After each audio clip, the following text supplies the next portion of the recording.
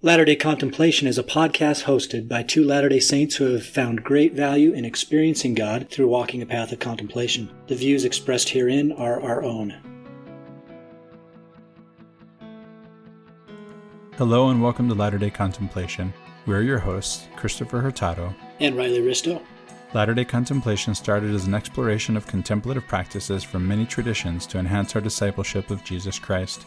We're by no means experts in the topics we discuss, but what we have is an openness to questions, a hunger to discover truth wherever we can find it, and a desire to share in the transformative life of inner peace. We love that you've joined us, and we hope that you find value in this community. We're back. Welcome to Latter-day Contemplation. I'm Riley Risto. And I'm Christopher Hurtado. Today we are joined by a special guest, Travis Patten. Before I introduce Travis Patten, let me tell you a little bit about why we decided to invite him on the show. A couple weeks ago, we had our good friend Morgan Aldous join us to speak about the Beatitudes in the context of an alchemical ascension text. It was kind of deep, and it was fun. We had a great time. We compared the Beatitudes as this ladder that we were climbing in context of the Mountain of the Adepts, which was, again, an alchemical text. And I think we had a lot of fun with that. Well, today, to kind of continue that motif, we've invited Travis, who's quite a classical scholar, and we're going to speak a little bit about classical contemplation and specifically ascension texts in the classical tradition. And hopefully from this we can gain some insights and help to enhance our continued understanding of what God has in store for us as contemplatives, as Latter-day Saints, as His children. So just to begin, Travis, why don't you just tell us just a little bit about yourself? I know earlier you told me, there's nothing special about me, but just tell us who you are and what makes you tick. I'll take qualify this statement about being a classical scholar. Just a classical enthusiast is what I'm more comfortable saying. Scholar in the older sense of the word, not so much in the modern sense of the word. But I've been fascinated with classical literature and the philosophical literature in particular. My main area of competence is in Plotinus and the Neoplatonic tradition, as it goes into continuation from Plato and how it goes into the Middle Ages and into Christianity in general. And I've also been interested in ascension texts in the broader spectrum for over 20 years. So that's kind of my area here. I'm just a person who really enjoys and loves to study these things. Cool. How'd you get interested? Tell us how you got interested in ascension texts. I don't know. I've tried to figure that out. I've tried to. It's been so long that I can't think. I think it's probably through Nibley. When I was in my early 20s and late teens, I guess I read a lot of Nibley, and that's probably where some of this interest came from. But my senior capstone paper for my bachelor's degree was supposed to be a 15-page paper, and so far I ended up writing 140 some odd pages on ascension texts as they related to Dante's Divine Comedy, and that was where a lot of this foundation came from. Cool. We'll definitely talk more about Dante later. So to kind of lead us into a discussion about this topic of classical contemplation and ascension texts in the Greek tradition, why don't you tell us a little bit about just the larger subject itself of descent and ascent and how that played into Greek thought? So the idea of ascension and the corresponding the preliminary descension is an ancient idea.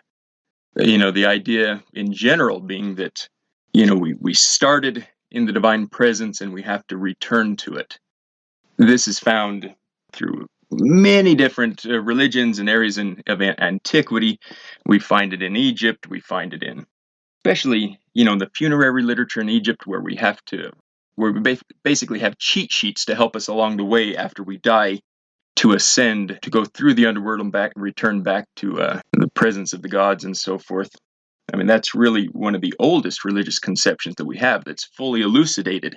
And, you have this idea that you have to pass by guardians at different gates and so forth and know the right words. And, some scholars have suggested that funerary text is not a very proper word for this because that's only incidental. You would actually go through these rituals in life, and then you just had a cheat sheet that was included along with your burial to help you along after death and so forth. We find ascension texts among the ancient Israelites, and more fully fledged in Judaism and Islam. The most famous one in Islam, of course, is the Miraj of Muhammad. And then we have other Islamic mystics who kind of undertake a similar journey. And then, of course, Christianity, we have all sorts of mysticism. And it often, generally takes the idea of, in later medieval and later Christian mysticism, kind of a union with God, a return to the true origins of the self and so forth. So, I mean, there's a lot of different forms this takes, and it's really interesting to see the correspondences and the differences. I think when most people think of Greek religion, they think of the Greek gods on Mount Olympus and all that stuff. But there's a different religious, there's an epistemology, there's a fully formed epistemology in Greek religion that seems to be a little bit separate from that kind of state religion of the gods of Olympus. Can you help us there as a way to form a correspondence between at least our thought patterns and what we understand as our religious tradition and how the Greeks understood theirs? We had this discussion a while back about things descending from the one to the intelligences and so forth. Could you kind of outline or map that out for us? Yeah, so philosophy in the ancient world was, in many ways, it was closer to what we would think of as religion. It was a way of life. Philosophy in antiquity was not just arguments about the nature of being, about how we understand things, about language and so forth, a lot of the things that we discuss in modern philosophy. In antiquity, there was no separation from philosophy and the shaping of one's character, the way one would live. When we look at Plato's Academy and so forth, we know that they had a lot of moral regulations, they had a lot of ethical regulations, they had even things on how much you should sleep, what type of foods you should eat. And then even the way that they studied the dialogues, Plato's dialogues, they had to do that in a specific order, culminating in the symposium. And so everything was a preparation to shape one's character. And when we really get into the spiritual experiences of the Greeks, we see how tied up they are in philosophy, how the goal of philosophy for many of the ancient Greeks really was a sort of knowledge of God. And more than that, I mean, a sort of union with God, a contact with the divine, which is so foreign to the way we think of philosophy and even the way we think of ancient philosophy, right? I mean, we tend to think of ancient Greek religion as kind of this worship of like the Olympian deities, like you say, and philosophy being an abstract sort of thing divorced from daily life and conduct. But it's not that way at all. Yeah, in reality, the abstraction of philosophy, as you call it, is a medieval phenomenon, right? It's having everything to do with Christianity. It's after the advent of Christianity that happens. And at the same time, like you say, ancient philosophy is like religion today. Ancient religion is more about the relationship between man and the state, right? So it's more like, I don't know, like what some people think of as patriotism today. Would you agree? Yeah, I mean, yes, yeah, very much so, especially under the Romans.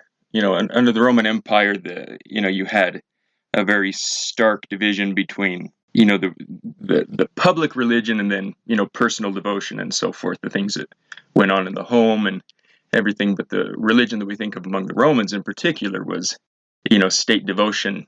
And the Romans were very encompassing and embracing of all sorts of religious beliefs and practices as long as you recognized the emperor and the Roman gods. That's why the Jews got in so much trouble, because, the Romans were happy to let the Jews worship however they wanted, as long as they would also worship, the gods of the Roman state. And the Jews refused to do that. And that's what, of course, led to their ultimate quashing by the Romans and so forth. So yeah, there is a big divide there. So the religion of, well, the philosophy of the Romans, which is more like religion today, was Stoicism predominantly, right? That's something we talked about in our last episode a little bit.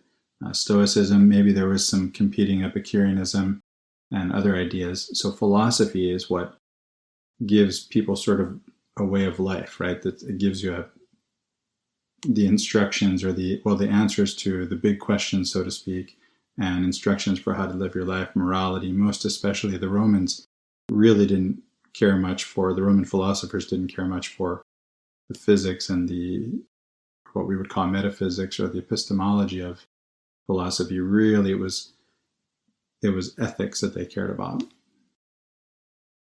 Yeah, and that was, Roman society was highly organized and systematic and rigid, and so those sort of things appealed to the Roman mind, right? I mean, the Middle Ages got their Greek philosophy through the Romans, through Cicero, through Seneca, and so forth, and it was only mildly influential. Obviously, it shaped Western philosophy quite a bit, in Western Christianity, but it was only when the West came in contact with the original Greek sources that we really saw huge spurts of creativity among theology and philosophy in the West. And going back to an earlier point that you brought out about the abstractions, there was a lot of abstract thought in ancient religion, but it was always practical, if that makes sense. Plato, for example, they studied mathematics. And the idea was not to have any practical applications come out of this, but to teach the mind to deal in abstractions so that you could then look at the world in an abstract way and then interiorize abstractions so that you can then separate yourself from physical connections and relationships, be able to withdraw yourself into the richness of the mind, and then from there on go in deeper into, contemplation. Right? I mean, contemplation is based on abstraction to a large extent. So abstract thought and argument for the sake of it was never the goal of ancient philosophy. So what would you say, Travis, to the Latter-day Saint listener who, when you say separating from the physical, and you talk about the Middle Ages and the influence of Greek philosophy on theology, to the Latter-day Saint who might be wary of a conversation about philosophy when it comes to the whole idea of the philosophies of men as opposed to Scripture?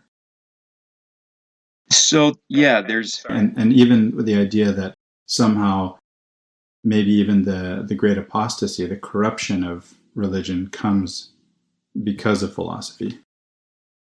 Yeah, so that is a very good question, because there is an interesting tension here in that Neoplatonism, in its sort of a doctrinal and dogmatic sense, is completely antithetical to Joseph Smith's conception of God. For Joseph Smith, what he did with religion and with our view of God was bring it down to a very concrete image, right? We have a personal God that's in the same human form as us, and we can comprehend him because he's like us, right? And the God of the Neoplatonists is indescribable. You have this idea of negative theology or apophaticism, which is the closer you get to understanding God, the more you just have to negate his attributes. So you can start by describing God, but as you really get to understand God and you really get close to an understanding of him, all you can start saying is he is not this and he is not that. He is not confined by these. He's not limited. He's not defined, until finally all you can say about him is he's the good, he's the pure, he's the, the beautiful, or finally just the one. That's all you can say of him. That seems kind of antithetical and kind of disturbing to us, and it should be in a way, because it's when you start building a philosophy, a theology around it, then pretty soon you make God so divorced from our own understanding that it makes it hard for somebody to get a close connection to God. However, that's not how the ancient Greeks saw it, because they had a system for getting close to God in a way that made that relevant. Well, now we come to the good stuff, right? Let's go into that. Yeah, so maybe we start, because we're talking about ascension and descension texts. So, at least that's kind of our jumping off point here. So if we're talking about ascension and descension texts, we can look at it in two different ways. We can look on the macro or the large scale, and then we can look at the micro scale. All right, so let's talk about the macro scale, how this works on a sort of cosmic level. Plato starts us out on this path by separating the world that we know from the world of the ideas or the forms, right? Plato's famous theory of the forms, which is basically the idea that everything exists in a pure, true state on another spiritual level. We look at a table and we can recognize this as a table no matter how different the table may be, because we recognize somehow innately there's this overarching form of a table. So no matter how things change on this earth, we can still have knowledge of them because there's an original template that exists on another level. And so Plato in the Symposium tells us how we can actually ascend to that level. And he's taught this by this mysterious woman called Diotima. And she's teaching him the secrets of love. And one of the things that she does is expands the desire of love to really be desire. And what happens is you take your desires and you sort of broaden them out. So you start by loving a single person, and you see the beauty in that person, and then you start to expand that. You can see the beauty in bodies, and then you get beyond the physical, and you start to be able to recognize the beauty in ideas, in laws, in philosophies, and you start engendering these beautiful discourses as you speak with people that you love. And then pretty soon, your mind gets elevated enough that you can comprehend beauty in its just broadest general sense. You can just contemplate, you get above just individual things of beauty and contemplate beauty in general. And when you're on that state, you're contemplating, you are observing, you're in a higher elevated state. And at that point, you can actually be touched by the true form of beauty. And it transforms you once this happens. And Plato says that if anyone is immortal, if any man on earth is immortal, the man who has had that vision is now immortal. And that's as close as the ancient Greeks, as Plato in this case, would get to saying, you're deified. You are virtually, a god, or at least a form of God on earth. Travis, do you think this is something we can put into practice? I mean, can I take this same path in some sense? Yeah, and I think that's part of the goal of hopefully we can do that during this conversation. For Plato, it's more abstract. We don't get a lot of, that's basically about all we get out of Plato. But Neoplatonism, which really is kind of put into the form we know it by Plotinus, and this is 200 years after Christ.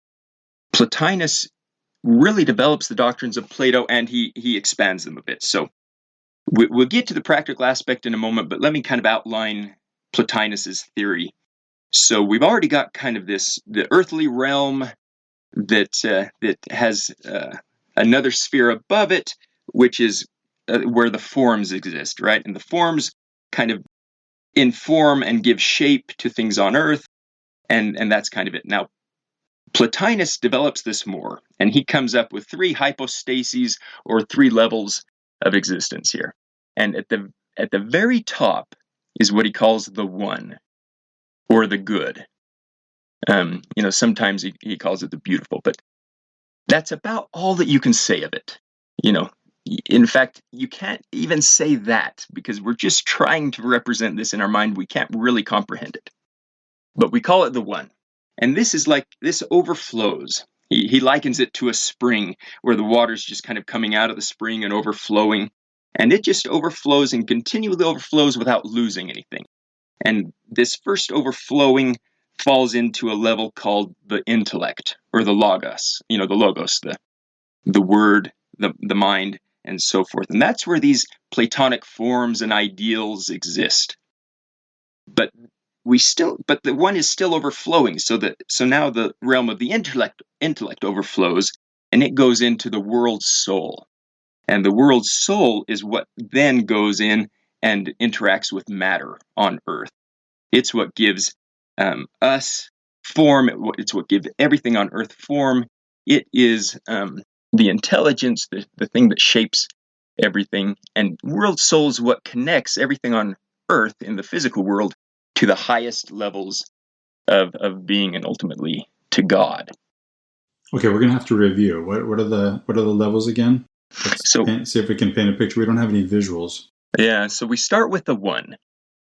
And it's like the sun that just spreads out its light. It just does it because that's its nature. Or it's like a spring that just puts forth water and just overflows. And it's perfectly simple. It's pure.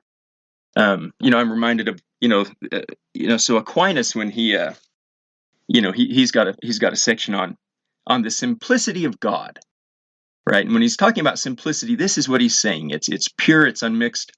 There's the old lady who said, I'm going to read some Aquinas, and I'll start with something easy, the simplicity of God. By the time she finished a couple paragraphs, she said, well, if this is his simplicity, I don't want to know anything about his complexity. All right, that's as far as she got.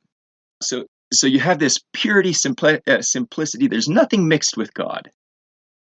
But as it overflows, then it starts separating into different rivers, into different channels, and that's how multiplicity comes about.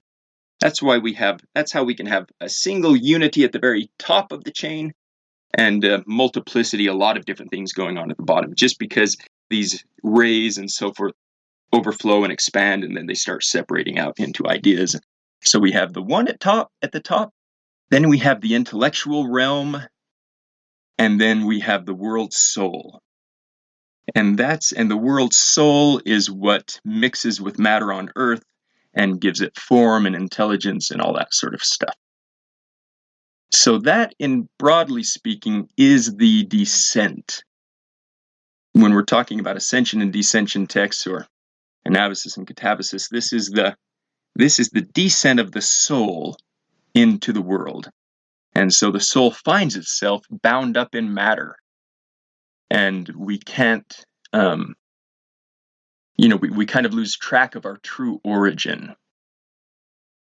Travis, one of the things that Christopher and I kind of get off on when we see it or read about it is the similarities between a lot of the origin stories. And as you were kind of painting this picture of the fountain, the fountain that overflows and separates into multiplicity, I couldn't help but think of Eden. And, the fountain and the four rivers coming from Eden and going in different directions. And there's really something to this idea that we all come from a common source, and we have this interior understanding of our own spiritual history that's very well connected to other cultures' understandings. Oh, I like that a lot. Yeah, I think that's a great analogy. I mean, a great similarity.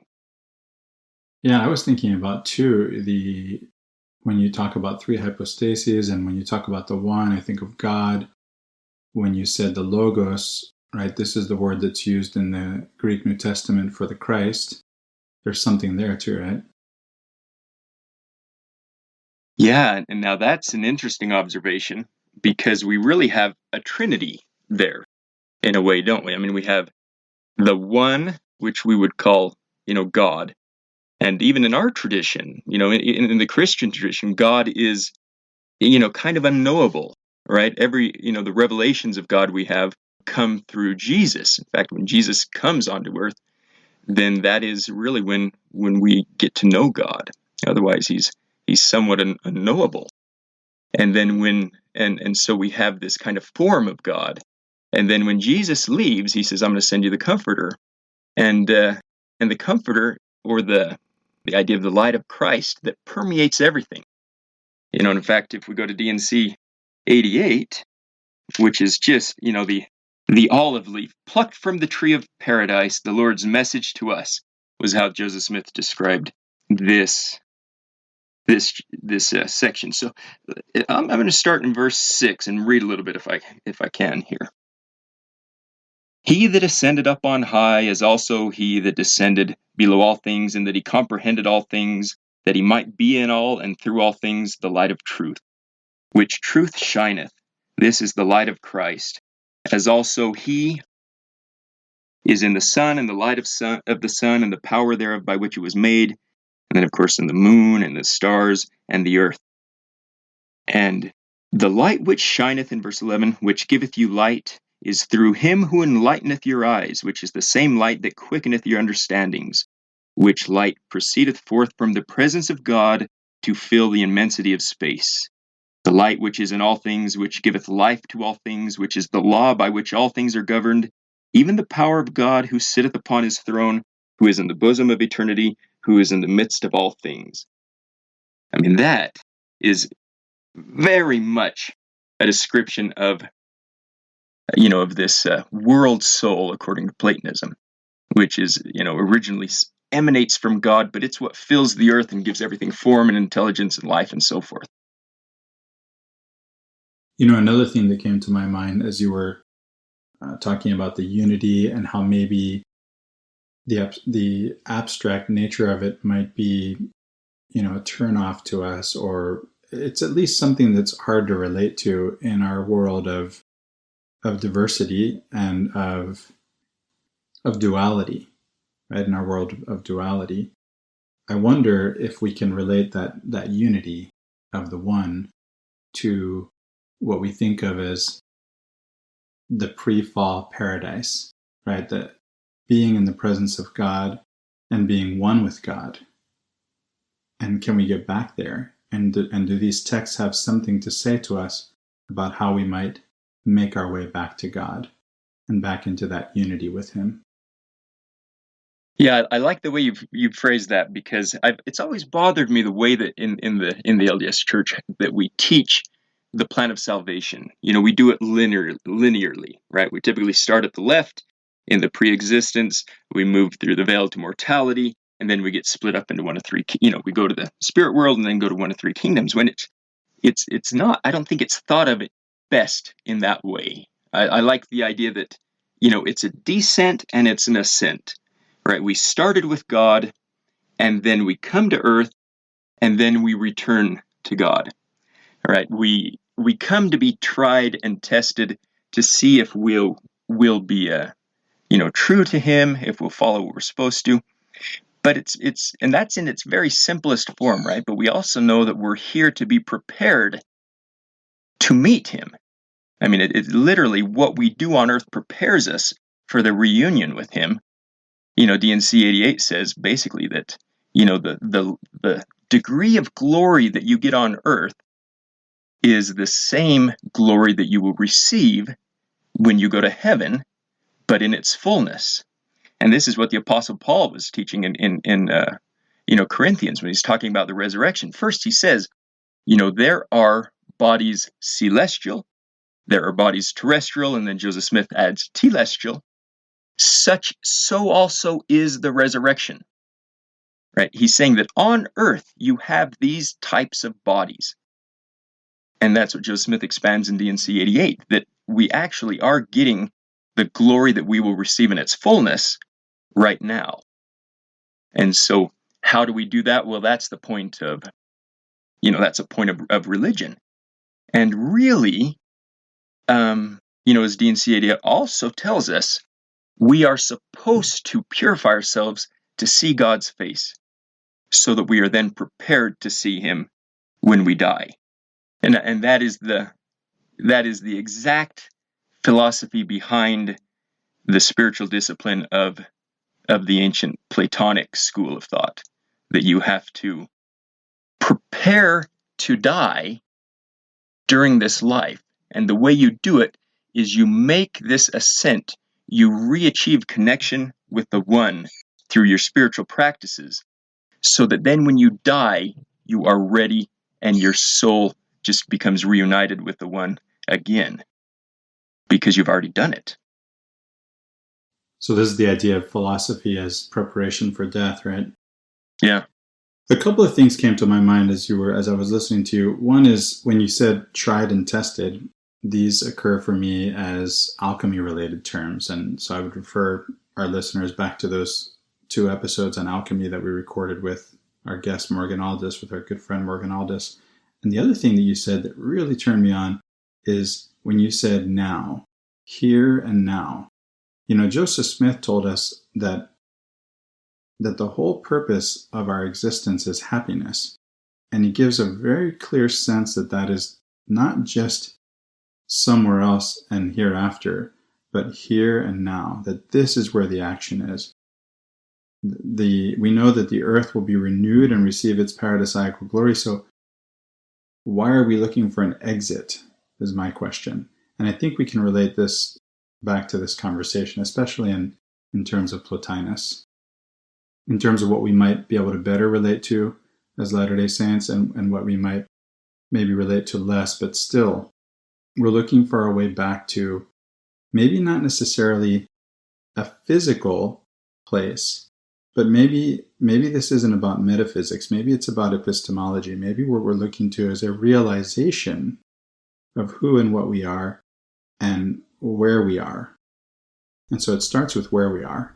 And if I may jump in too and maybe try to form this into a question, what I think Chris is saying, from what I understand, and from our previous conversations, is that, matter without form is chaos. That was something that you said in our previous conversation. Until it's enlivened by the soul. And the world soul is this thing that connects all beings with the one. And so from a contemplative point of view, we start to see the one in all enlivened things, in all formation, in all form and being, as having the influence of God upon us. I'm struck by that connection of the world soul as the thing that connects us with the one, because both Christopher and I are very nature focused. We love to be outdoors. We love to feel that connection with God's creation, because we feel like in doing so we're experiencing God himself. So is there any connection between, in your mind or in the classical sense, the world soul as a spiritual connection with the one, and its interplay with the physical elements, all beings, all creation? Yeah, definitely. When, in the first verse of Genesis, right, where it says, and the world was empty and void, it's tohu vabohu, right? And then you have this veruach merehefet al pnei hamayim, right?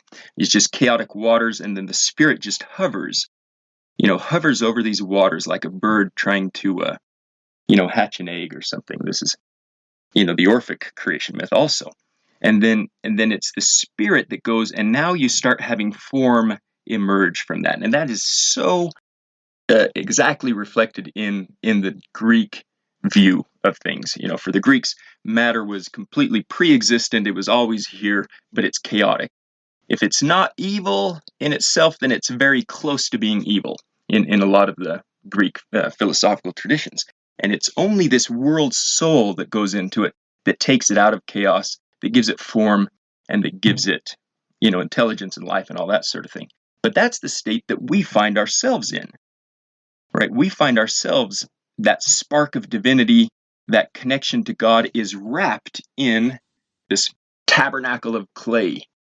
I think of, the Merchant of Venice, when Lorenzo and Jessica are sitting out there and looking at, the stars, and they hear some music in the house perhaps, and they're just looking at the stars, and he says, sit, Jessica, look how the floor of heaven is thick inlaid with patines of bright gold. There's not the smallest orb which thou beholdest, but in his motion like an angel sings, still choiring to the young-eyed cherubims. Such harmony is in immortal souls, but whilst this muddy vesture of decay doth grossly close it in, we cannot hear it. He's looking out, and the harmony of the spheres, the luminaries, the planets, and and the sun and the moon, everything is making music, but we're enclosed in this gross tabernacle of clay, and we can't hear it. And that's the Greek conundrum. We have this spark of divinity in it. How do we access it? And this is where this idea of ascent and descent comes in. We've seen the larger form of descent in which the soul's overflowing on a sort of cosmic level and comes down into matter. And all of creation tends towards that soul bringing it back up. But the individual human has to be engaged in this process too. So philosophers were the ones who recognized this and recognized that they had to go beyond what the physical world showed and what the cares of everyday life presented to them, and go within themselves to touch that divine spark and get, kind of push through this mortal tabernacle, all the physical things of the body, cares of the world, the distractions in particular, and be able to focus your mind so deeply that you can go into yourself and you almost descend into yourself. You fall into yourself. You descend deeply, deeply into yourself, into the darkness of your own soul. And there you find this divine light. And then you make this contact, and there you have this ability to ascend up to the realm of the intellect and perhaps even make contact with the one itself. And this is something that, Porphyry, Plotinus's student, says that happened to him, 4 times. It happened to Plotinus 4 times while Porphyry was studying with him. So it's not something that is a constant state. It's not something that's easily attained. Bernard of Clairvaux describes it as rara ora parva mora. It's a rare thing, and it lasts it's a passing thing. You have these brilliant flashes of connection with the one, with the divine love and light and so forth.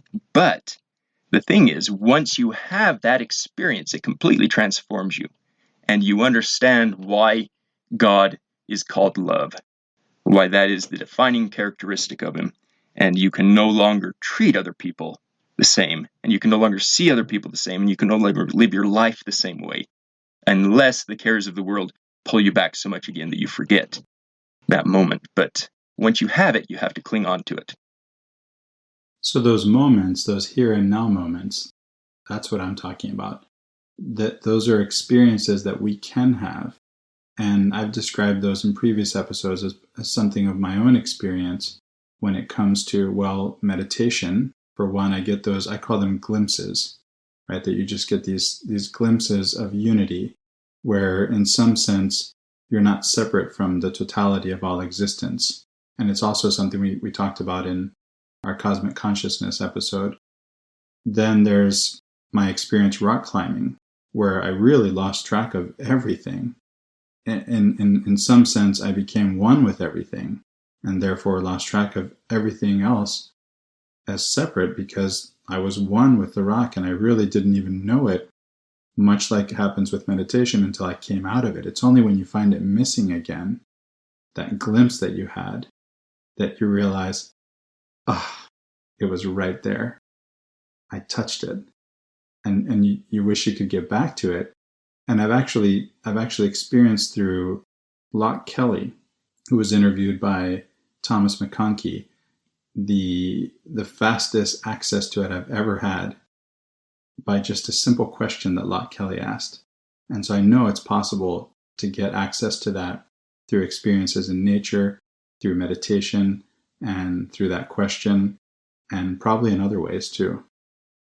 And so those moments, that's what we're chasing here in contemplation, right? Is to have access to the divine here and now, in the present, and in this place. Yeah, I couldn't agree more. And I think that's really what Chris and I talk about all the time, is how powerful a teacher experiences. And these minute passing experiences can have such an effect on you as to transform you completely in a moment. And that's the power of contemplation, and why we need to really strive to find moments where we can contemplate the depth and breadth of God's love for us, as manifested in his creations, in us, in our brothers and sisters. Travis, I've been wanting to say this since the beginning, but you've got this Bruce R. McConkie voice that just conveys authority. That's awesome. It is. It's this really deep, awesome voice, and it puts me in a trance. It's awesome. When you were speaking, sorry, go ahead. Can I share a quote?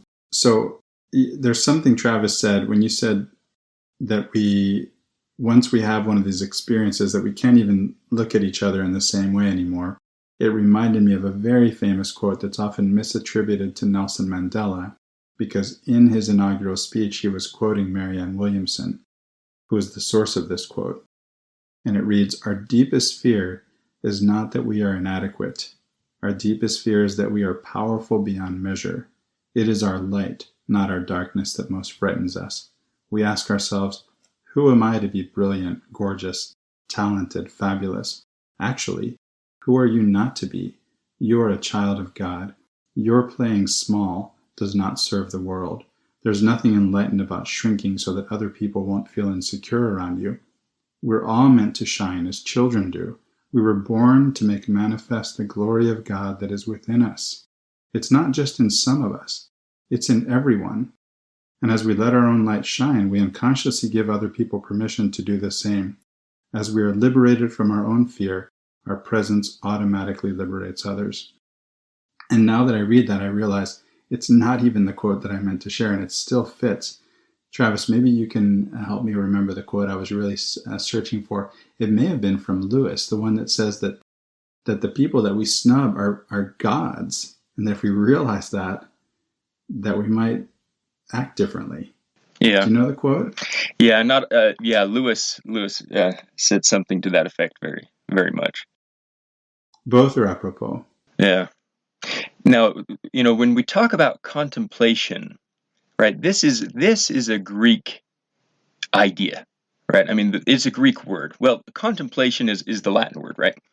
It comes from to sit in the middle of a templum or a template, right? And this is what the ancient diviners would do, is there for the ancient world, the way you had contact with God and how he revealed himself to you was through signs and different things like that. So you could you sacrifice an animal and you'd look at its liver, or you would observe the way you'd throw out chicken feed and watch how the chickens were feeding, and the augurs and so forth would interpret this. The templum was a square. You'd have the cardo and the decumanus. You'd have these two main divisions, an x-axis and a y-axis, and you'd sit at the middle of it. And then you would watch, you'd sketch out an area on the ground, and then you would watch and see, how the birds flew or what happened to these different quadrants. And that's how you would interpret God's will for you. And so that's the origin of the word contemplation. We have a similar sort of idea in consideration, right? Which sidereal, we know, is referring to the stars. So it's to do something with the stars, right? We look and try and get ourselves in alignment with the divine will before we act. The Greek word was theoria, which is observation. So contemplation is you're sitting there observing nature, waiting for a sign from God. Contemplation is what we do. Theoria is the same thing. We try to get in a state where our minds are observing, where our minds are watching, where our minds are focused, where we're looking inward, where we're looking outward, not at small things, but at big things. Like we talk about, looking at nature, trying to see the connections there. Plotinus gives us a spiritual exercise that illustrates his ideas here and his views on how this works. He says, imagine the entire universe. Hold it as clearly and distinctly in your mind as you possibly can. See the whole cosmos as if it's inside an unimaginably vast, transparent sphere.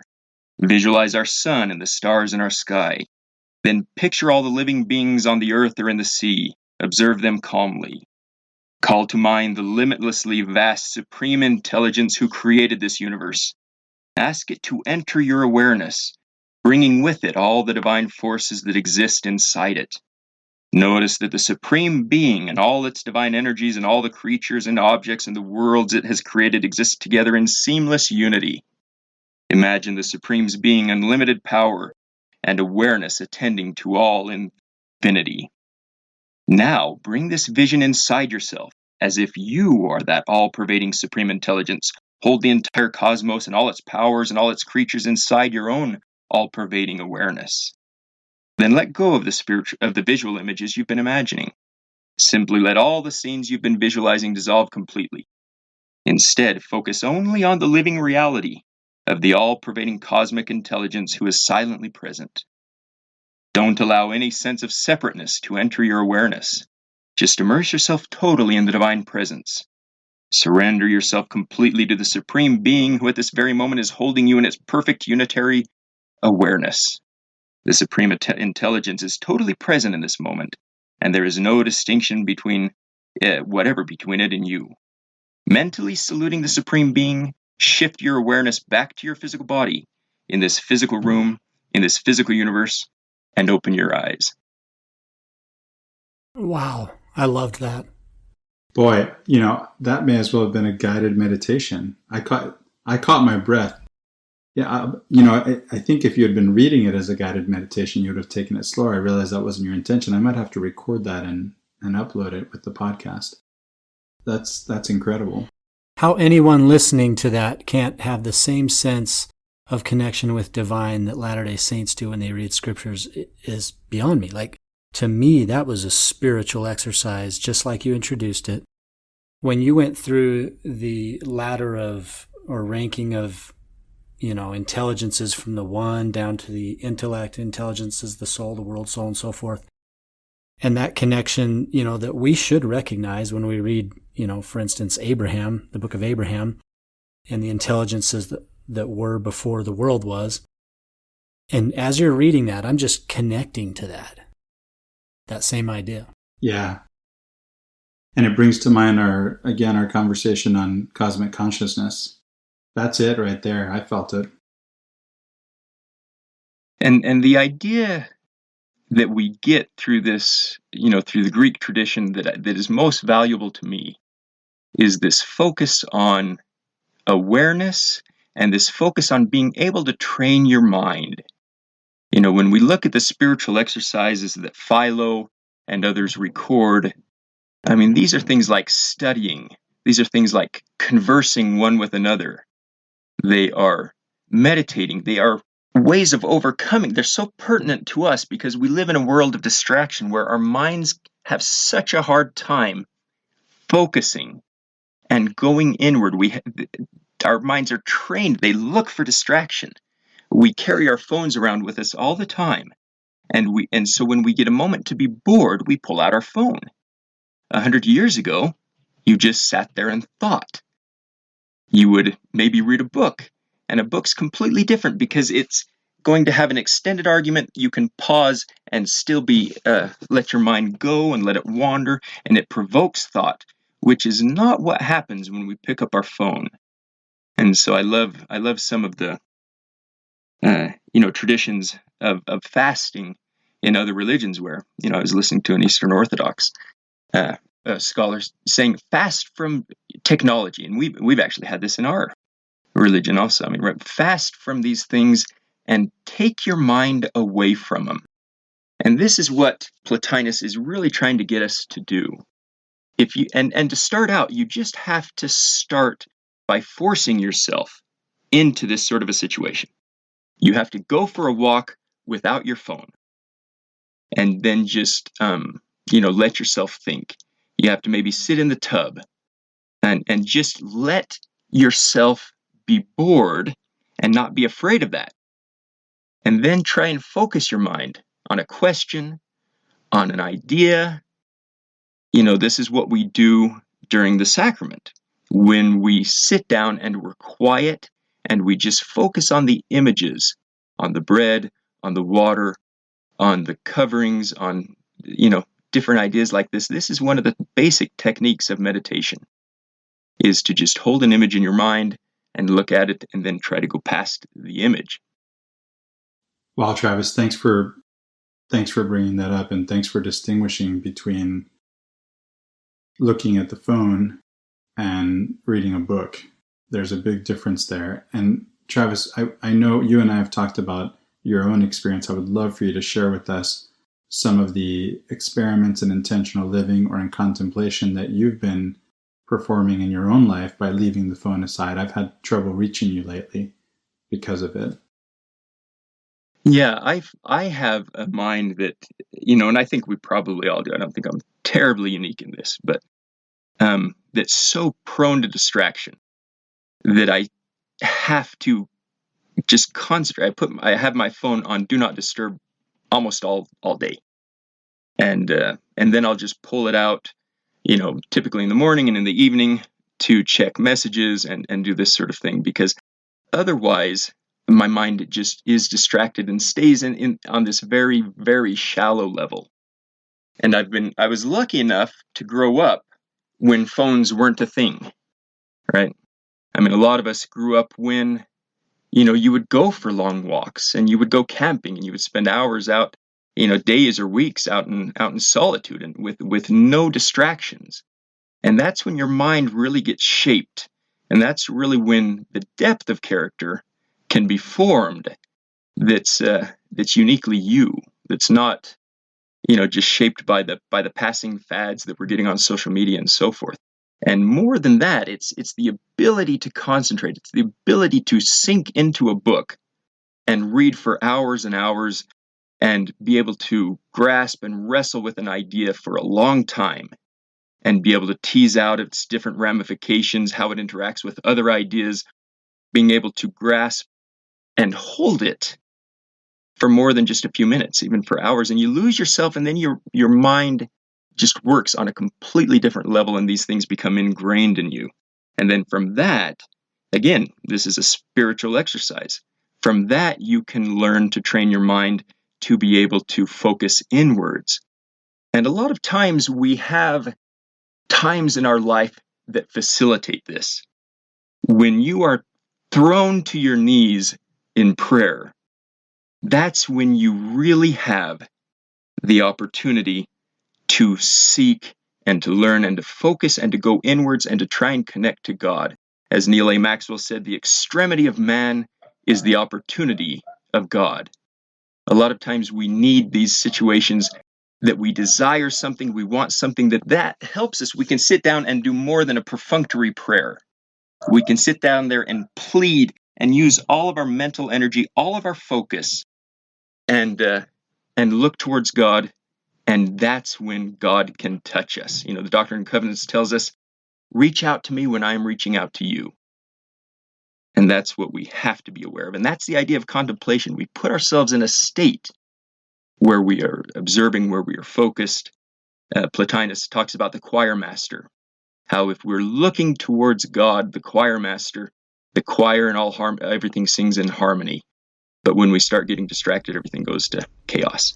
Travis, you talk about these states or these opportunities that we have to connect in contemplation, and how in our modern world we're so distracted all the time. And it's usually by our phones, this handheld device that's a blessing and a curse.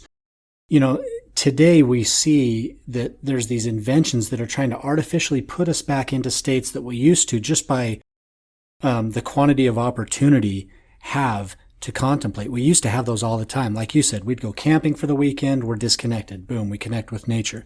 We just don't have those anymore. And in modern society, we're inventing things like sensory deprivation tanks where you lay in salt water for an hour and you don't feel or hear anything, to force that state of boredom and relaxation that precedes the opportunity to have a contemplative experience. When in reality, we don't need that. As cool as that might be, I've never experienced it. I think I'd like to try it someday, but as cool as that might be, it's really more about just taking advantage of the opportunities right in front of us to put aside that which distracts us and put ourselves in the right state of mind to be able to contemplate the world, God, nature, ourselves, existence, being, everything. We can't do that unless we rid ourselves of the distraction. My understanding is for those who are first timers in these what are they called? Sensory deprivation tanks. I myself would like to try it too. You're not even allowed. They won't even let you do the full session the first time because people just do not know what to do. They don't know how to be with themselves, right? Just without any sensory input. I myself find myself craving silence, craving darkness. There's silence, right? If nothing else, there's the refrigerator humming. There's background noise. There's lights. Riley, you and I have talked about being out there, whether it's out in the wilderness or my own experience out in the middle of the ocean, and to be able to see that panoply of stars that Travis mentioned in his quote from The Merchant of Venice. I love that play, by the way. We just don't have those opportunities as frequently without seeking them. We have to go out of our way. We have to be able to, to take, not take the opportunity, but to make the opportunity. We have to be able to make the opportunity for ourselves. And that means a Facebook fast or a technology fast or leaving the phone behind. And so I really appreciate you sharing that, Travis. Well, and if you can, one of the interesting things is, how exercise science has showed that even just a minute or two of high intensity exercise can actually change the way your whole metabolism works. The same way we don't have to think, okay, I need an hour to meditate. If you can try and just recenter yourself as often as you can, whether you're at a stoplight, whether it's you've just come home from work and you're sitting out in the car for a few minutes, all of these things are little things that will help. Now, this idea of doing like sensory deprivation actually has a very long, long pedigree. In fact, the ancient Greeks did this also. They would use caves. You had a guide who would, his name was the Philarkos, which is the coolest title ever, the Lord of the Lair.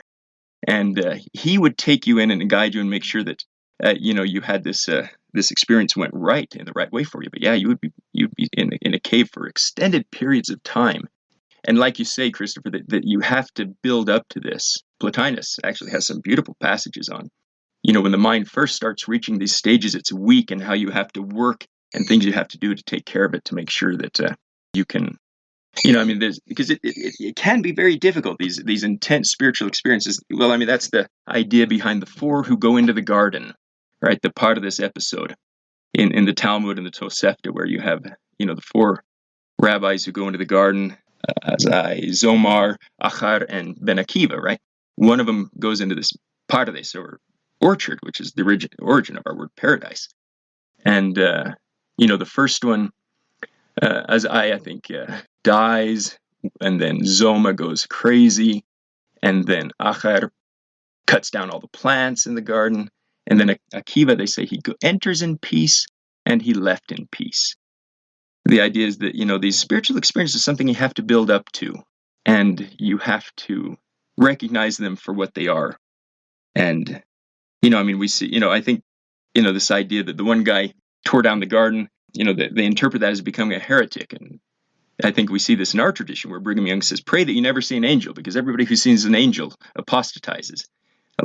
Sometimes these spiritual experiences can be overwhelming, but if we build up to them, and if we take the time and realize that our life, that religion should not be, a set of exercises that we do for the sake of the exercises themselves, right? If we follow the commandments for the sake of the commandments without seeing what they're pointing towards, if we're taking sins out of our life but not realizing the point of that, all we're doing is like taking a lamp and we're just polishing the globe of the lamp until it's pure and shiny without ever lighting the lamp and making it so that the light can flow out and illuminate things. And that's what we have to do with our life, and realize that that's the point of it, that we are here to purify ourselves in order to be filled with light. And I think the whole summary of Plotinus and the ancient Greek tradition can be summed up again in the Doctrine and Covenants, where it says, the eye single to the glory of God comprehends all things. That when we focus and when we have our mind set on God and the ways of God, then that's when we get to true enlightenment, and that's when our actual psyche, our body, everything changes once you can reach these contemplative states.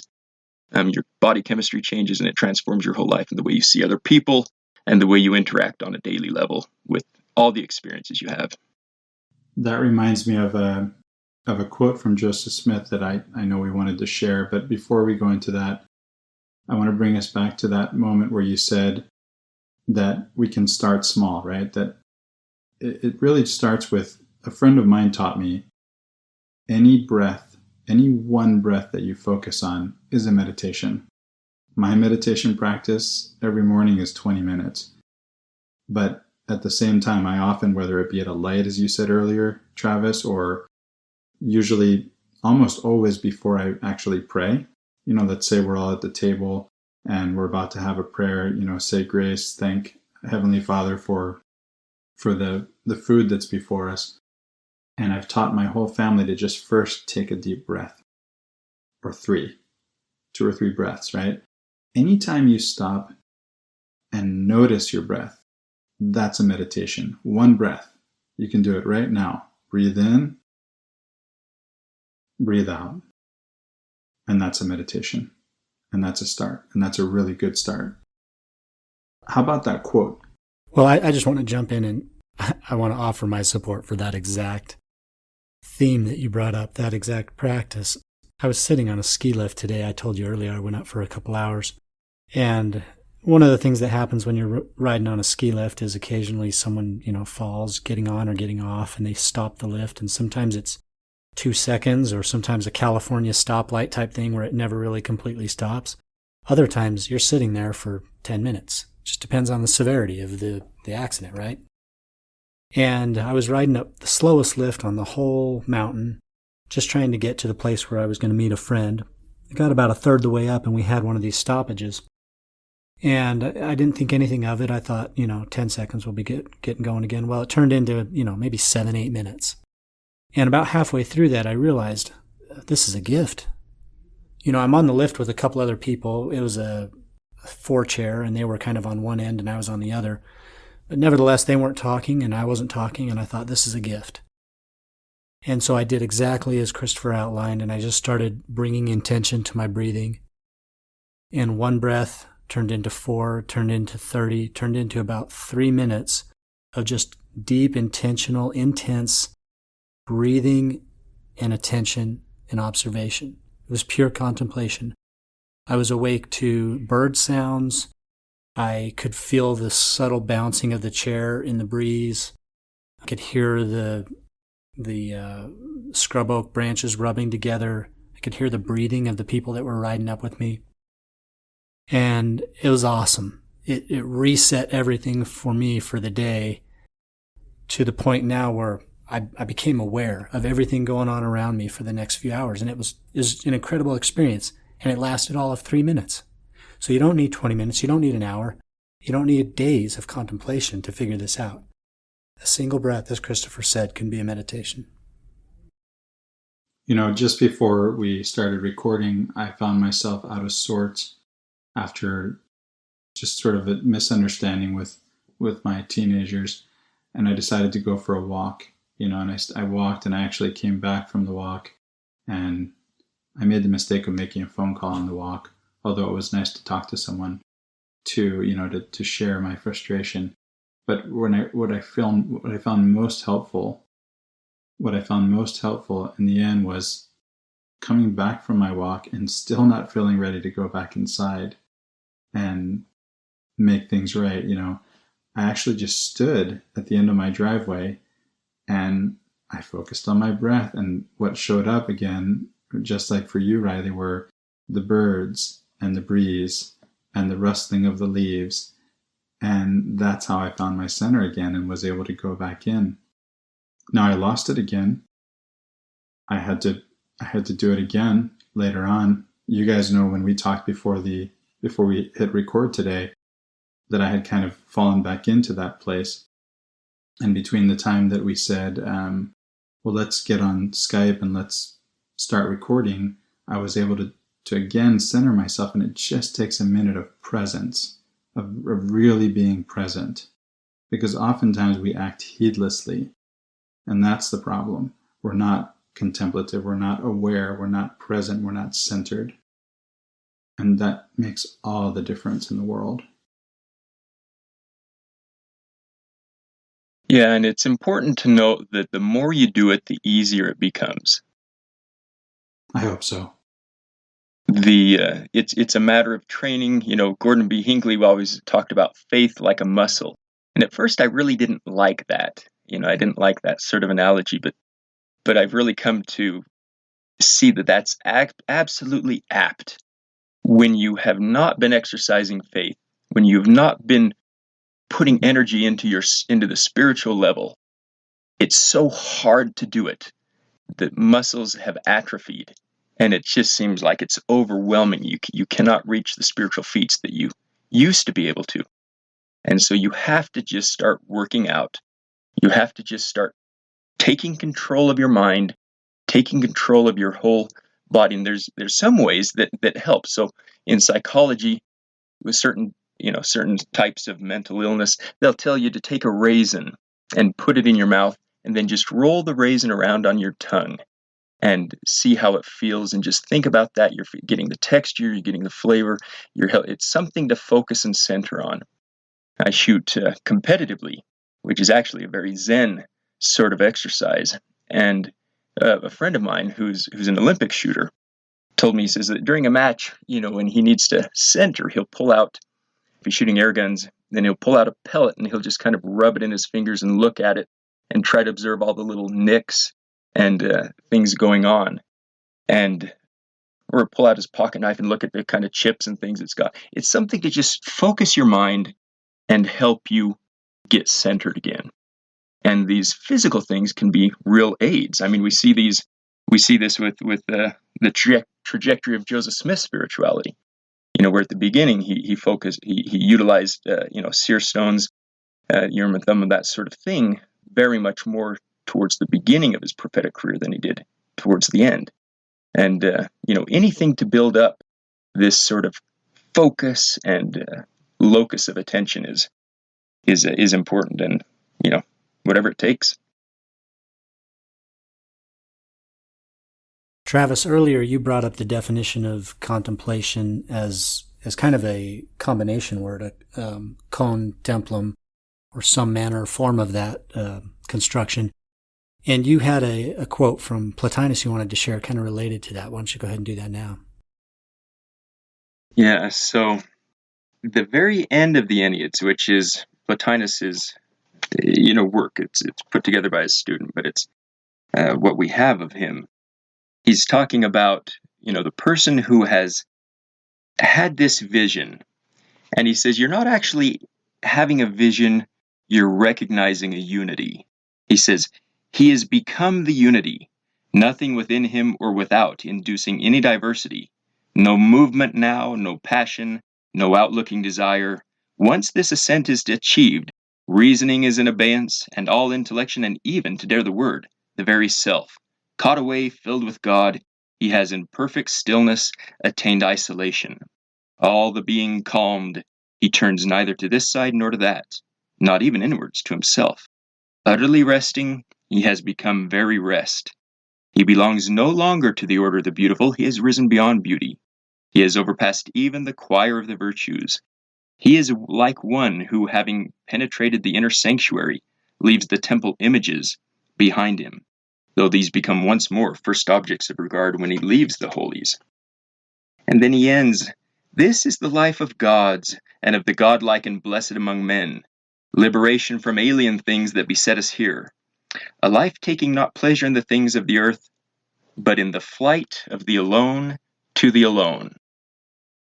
And I find that temple imagery, that sanctuary where you're contemplating images and so forth, and then you go into this state where you leave all that behind, and that's so much what we have in the temple. We know that when we need recentering, when we need to get better focus, we can go to the temple, and we do this ritual that focuses on drawing our minds to physical things, physical touches, symbols and so forth, and then we go beyond these to the meaning of them, And then we pass through the veil and go into the celestial room, where we're just alone with God. It's silent, we're praying, we're meditating, and we're able to take what we've learned. And again, the temple itself is a representation of a descent into the world and an ascent back to God. And we reenact that, and it gives us a way to focus and achieve this sort of meditation in a really beautiful and meaningful way. So, Travis, would you agree with this idea that the temple is sort of a mental map? It's not the end all by itself, but it's sort of a mental map on how we take this same process of descent and ascent and apply it into our individual lives. So where we have the templum as a physical artifice, a building, the house of God, in contemplation, that's a very individual practice. It's very interior. And the temple becomes the sacred space within each of us, within the heart. And so when we retreat into the temple, we retreat into this inner sanctuary, and it's the contemplator's temple of the heart that sort of corresponds to that physical building and the things that we do within it. And it's within that interior of the heart that the messages of the God, the Spirit, are really observed by us and interpreted within. And we do the same thing when we go out into nature. That's a sort of a temple too, and we're observing the elements and the occurrences within that sacred space. So how would you relate those two experiences of being within the physical building of the temple and then perhaps experiencing contemplation as an individual spiritual practice? Yeah, the temple is the place where God resides. That's the way we think of it. And when the New Testament, when we're told our body is a temple, then we're really supposed to think of it the same way, right? This is the housing that we go inside of to communicate with God.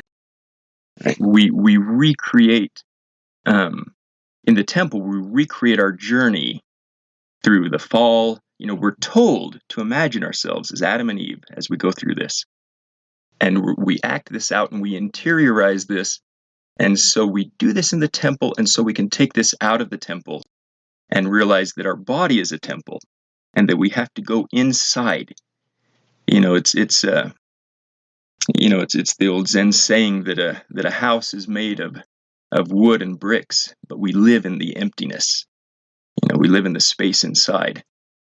And that's what we're looking for here, is to bring this inside and be able to go inside ourselves and communicate with God and be able to withdraw from the cares of the world, which again we talk about with the temple, right? We leave the outside world behind and we go in to commune with God. And as we do that, we learn to be able to do that on our own, also inside of our own, inside of our own bodies, going, communicating our souls with God. Travis, the line that you finish with of the flight of the alone to the alone reminded me of the end of the Divine Comedy, right, of Dante. Yeah, what would you say something about that? Yeah, boy, the Divine Comedy is huge, and maybe that's a topic, to get into another day. But we do see in the Divine Comedy, this descent and then ascent, right? He goes through hell and he comes up and he becomes a new person. And again, this is what happens in the temple. This is going back to another idea that we didn't really address here. In the temple, you go to the basement of the temple and you have the baptistry, right, where you descend underground and you have an image of dying, right, and then you come up as a new person. And not just underground, but into the waters, the waters that are the same waters that we see in Genesis, right, into chaos. Yeah, I mean, death is the ultimate entropy, right? It is chaos taking over. And then we're resurrected, we're brought forth through the power of God and come up as a new man in baptism. And so that's where the temple begins, right? That's the first ordinance that culminates in the in the highest ordinance, in which we're united in a union that lets us become, close to God. And I love how we do it in the church, where we have communal gatherings that let us come together and still be on your own, this to contemplate God. The sacrament is this way, where everybody comes together, and it helps to have everybody there because we have an organization, a ritual, and but then during the time that the sacrament prayer is being uttered and the sacrament's being passed, we're completely silent. We withdraw into our own minds, and the same in the temple, right? We have a communal sort of ritual, and where we're all joined in this, and then we go into the presence of God and are alone with Him. And I think that's a pattern for how we can live our lives. Well, that seems like a great place to stop, guys. Having mentioned the temple and talked about the inner sanctuary and how we can kind of develop our own contemplative practice within as a mirror of the temple. Travis, we really appreciate you coming on and sharing your perspective about classical contemplation, and we look forward to having you again. Really appreciate your time. Thanks for being here. It's been a pleasure. Thanks for having me. So for Latter-day Contemplation, I'm Riley Risto. And I'm Christopher Hurtado. Have a great week, everyone.